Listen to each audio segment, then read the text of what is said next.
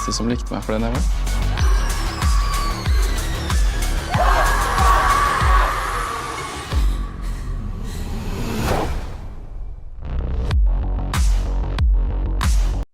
All right.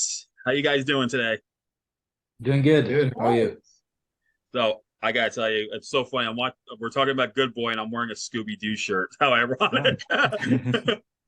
But I gotta say, this movie floored me in such a great way. I thought it was gonna go one direction, and then seeing the film, it was completely a left turn for me in the absolute most fantastic way possible. So great job on this movie, guys. Thank you so much. Yeah. So my first question is for Viljar. How did you come up with the concept? Where did this idea come from for this movie? I always, or for many years, I've always had for the longest time this image of, a person in a dog costume, but I didn't really have, the plot for the film. So the next thing I tried to find out was what type of owner or person would own a dog like that. And then, the only thing that made sense to me was a person from wealth, because it takes a lot of free time and you kind of have to make your own environment and space. You can't just live in a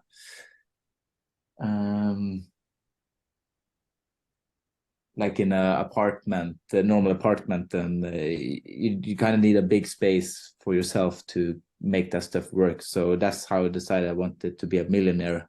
And when I thought about millionaires, I started thinking about 50 Shades of Grey and that story, and how that's about a person with a dark secret who meets a person, and he first starts out as like a kind of mean person, and then it turns out he has like a softer side. You could at least you could argue that's the story. So I kind of just want to do like a flip on that, and that was kind of the two elements that started the whole process of the film. Yeah, and I found it interesting. That's even more interesting that his name is Christian. So that's what made it more mind blowing for me, because that's the first thing I actually thought of as the film went on, that his name was Christian, and I thought of Christian Grey right away, knowing that what the movie was about. So that was spot on, a perfect reference. So my next question is for Gard and Katrine. What was it like working with Viljar on this movie?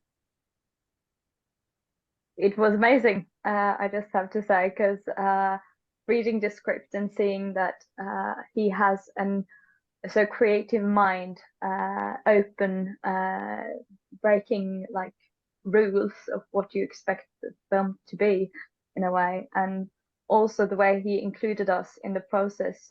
We were able to have a say in the script, and also when working on the floor, filming, being creative and coming up with ideas. He was very open for us to test it, and he was he gave us a lot of trust. And this is my first film, so it was really nice working with him, and he was very inspiring as well to work with. So it was a great experience.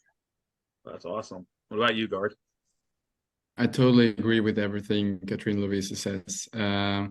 Also, that working with Viljar, he films the whole day, and then he goes straight up to the bedroom, and then he starts cutting it just to see the output. And then he screams down 3 hours later, "Does somebody want to watch today's clips?" He ran up, and then I remember this moment where he showed me one of the scenes, and I was like, "Why? What are you doing? What are you doing?" So yeah, it was so much fun, and also that he comes he builds this trust because he has a clear vision of what he wants as well. So yeah, you have freedom, but you also have boundaries within that freedom, which makes me trust Viljar, the director, even more. So I felt safe.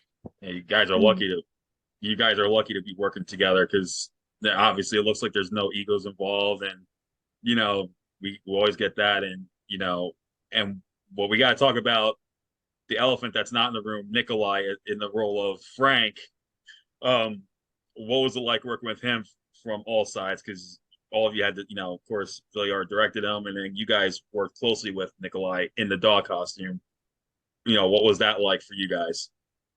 Yeah, it's very interesting. He's been kind of, I worked with him. This was our third film working together. So he actually had the main role in my two previous feature films.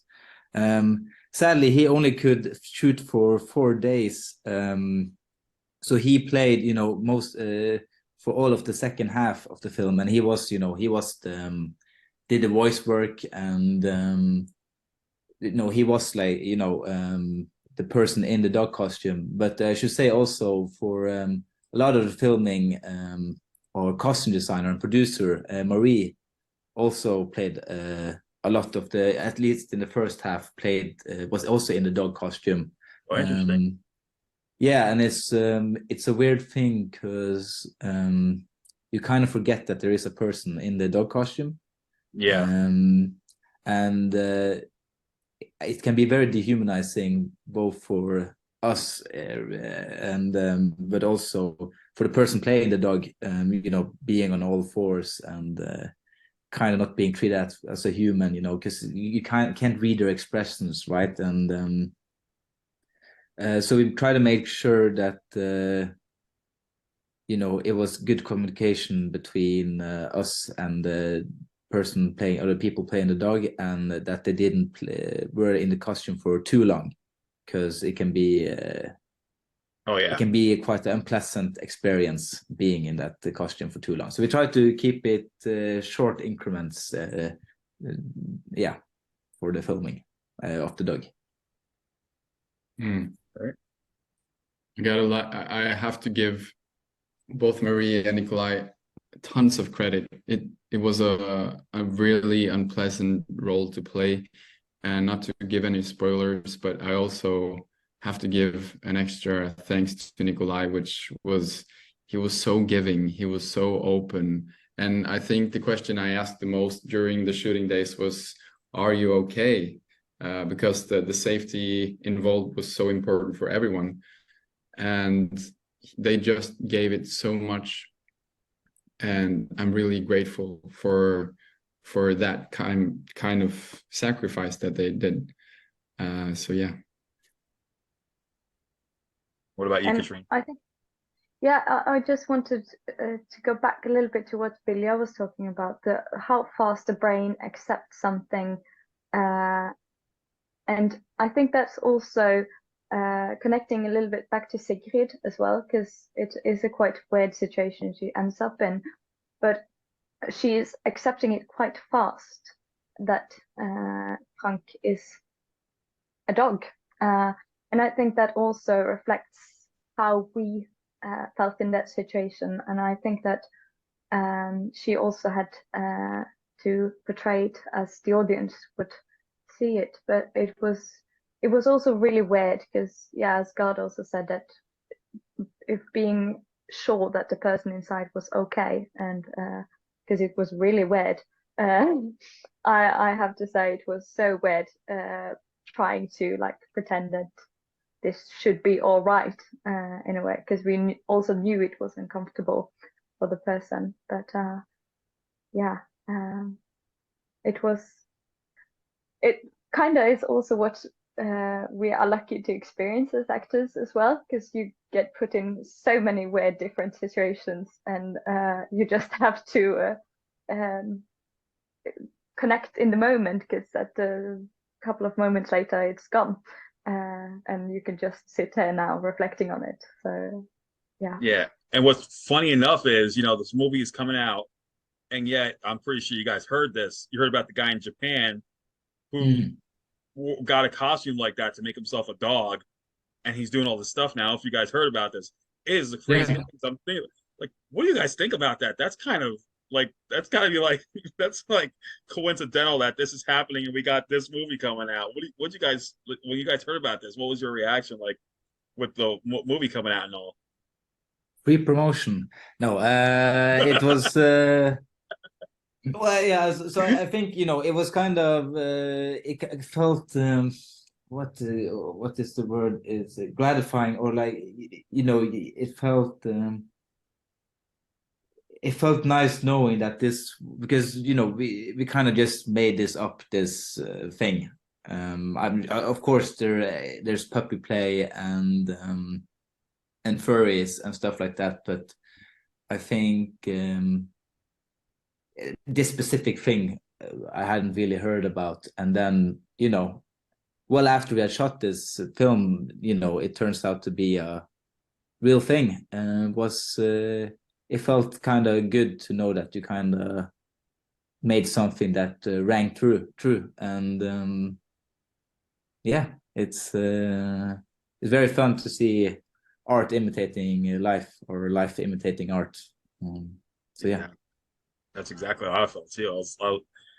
So how long did production take altogether? And were there, besides the fact that you had to deal with you know, the fact that an actor is in the costume in short increments, were there any other challenges that you faced during production?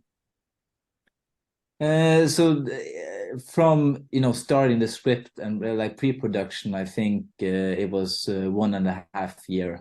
But you know, the shooting in itself was relatively short. I think we had 16 shooting days. And I think for me it was you know, I had to be mindful of, because you know we had relatively few resources compared to some other productions, so I had to be kind of mindful of what we already had access to. So for example, this, where I am now, where I'm living, is the cabin of Christian.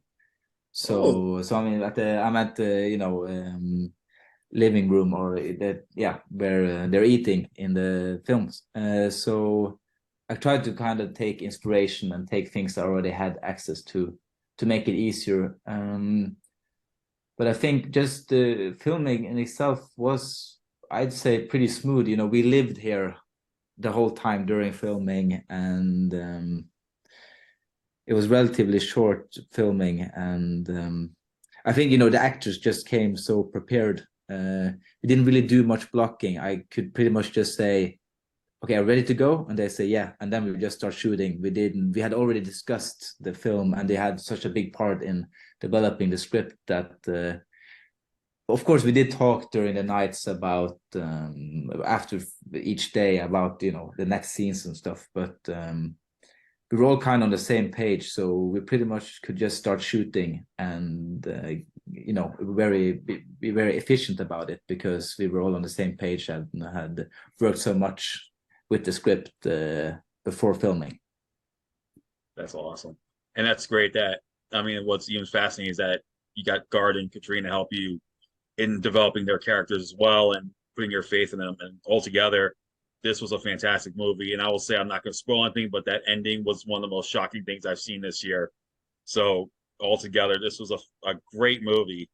So I understand that, Katrina, this was your first movie. You know, it must be great to have accomplished this. Or now that you got this in the can, is there any new roles for you in the works that's coming up? Right now, I'm mostly working in theaters, but I have a couple of shorts in post-production. But I'm really eager to do more film, and always looking for opportunities, because it is so fun working on set, especially when you have lovely people around you, as I was lucky to have in this production. And they were so helpful as well, teaching me a lot and so supporting as well. So looking forward to what the future brings, really. That's awesome. So Gard, what's next for you after this? Is there any new projects in the works? Yeah, I'm currently working on a series back in Norway. I also have a feature film coming out very soon, which I'm excited about. I continue to study. I went to Stella Adler Academy in LA this summer, and I got into the very nice bachelor theater school here in Oslo. So it's my second bachelor's, this time in theater. The last time it was in film. So I just continue working on the love of my craft. I think is the most important thing that I do right now to create a healthy and long career. And then I'll spend my breaks and vacations on working on shorter or longer movies. Awesome. And Viljar, what's next for you after this? Yeah, so we last month we got done wrapping on our next feature film. So we're now in post-production on that, which is kind of in the same way. It's a psychological thriller about a person who wants to get rid of their left leg. So that's all I'm gonna say. It's but yeah, it's kind of in a similar vein as Good Boy, perhaps a little bit more of a drama, but I'm very excited about that project. That's awesome. Well, Good Boy, it will be out here in the US on September the 8th. And I think this is a fantastic movie. And I think anyone who likes 50 Shades of Grey and also likes dogs will definitely want to see this movie for sure. But I can't thank you guys enough for taking the time to talk about it. Thank you guys so much again. And I hope you take care and have a good day. Thank you so Likewise. much. Have a good day. All right. You guys take care. Have a good day. All right. Take care. Take care.